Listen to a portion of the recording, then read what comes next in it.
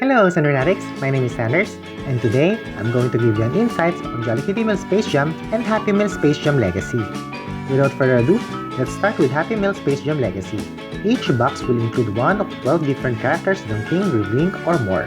As always, this Happy Meal will be available for a limited time at participating restaurants nationwide while supply lasts. The new collection of toys is made even more exciting as King LeBron James joins in the toy character lineup.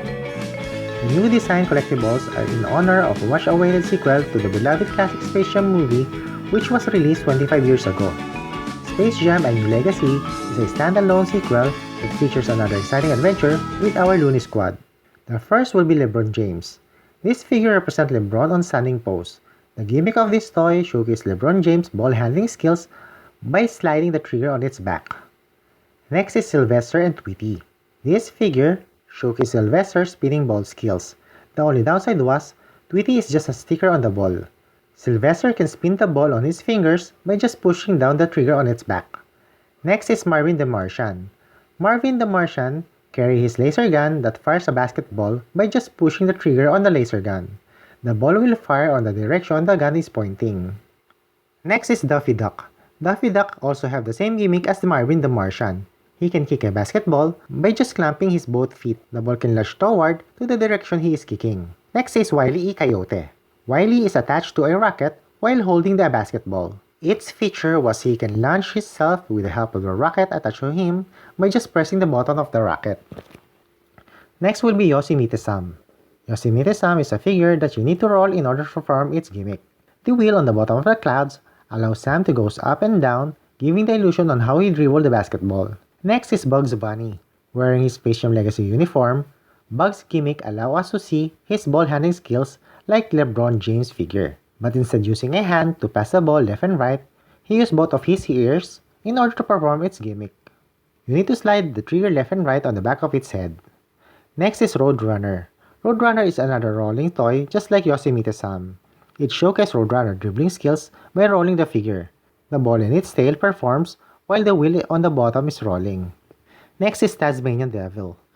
Taz's figure is only a thin plastic sheet which I don't like. The toy is a tornado which you can attach the Tasmanian plastic sheet on its side, and the gimmick was once you shoot the ball in the center of the tornado, Taz will cover it up. Next is LeBron James Dunk. This is another LeBron James figure. Just like Taz, LeBron is only a thin plastic sheet that can attach on the basketball ring. The basketball ring is good, by the way. The gimmick was once you shoot the ball on the ring, LeBron will give you the illusion of dunking. Next is Lola Bunny. This is one of the best figures of the set. It doesn't have any articulation, which is a bummer, but the figure sculpting and color was awesome.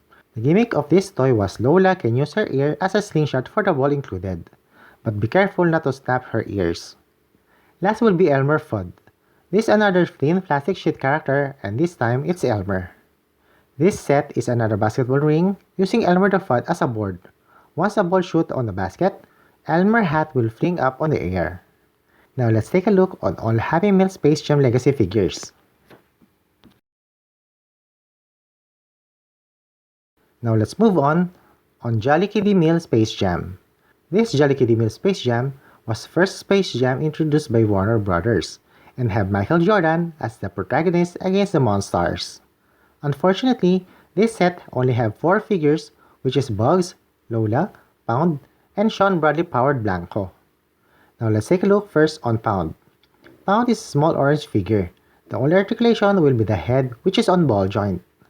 Next is Sean Bradley powered Blanco. This tall figure was just a static figure.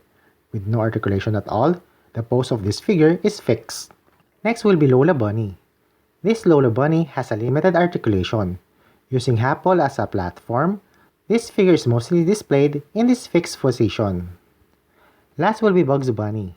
Wearing his classic uniform same as Lola Bunny, this is probably the best figure of the 4. Its gimmick was the spring-loaded arm which can either shoot or dunk a basketball. Unfortunately, the ball wasn't included on the set. Now let's take a look at 4 Jolly Kiddie Meal Space Jam. For our bonus, I have a classic Space Jam figure to compensate the numbers of Jolly Kiddie Meal Space Jam.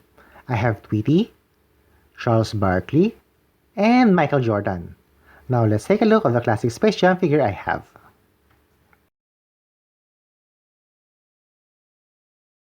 It's complaining time.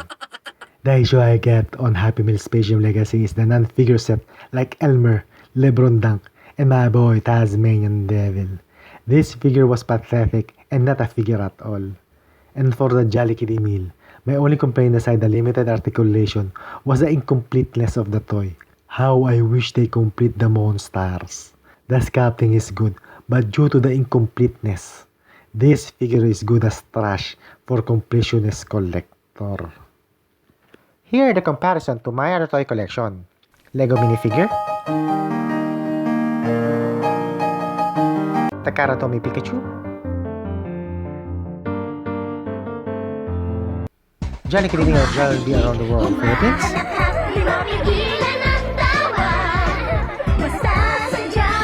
Bandai 5-inch Action Hero Red Ranger,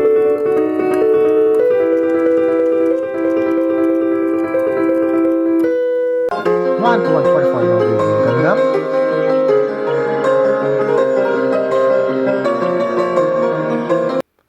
Revolte Woody,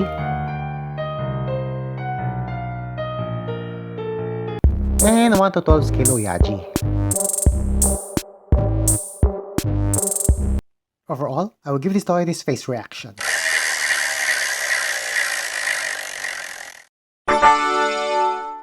Ganda!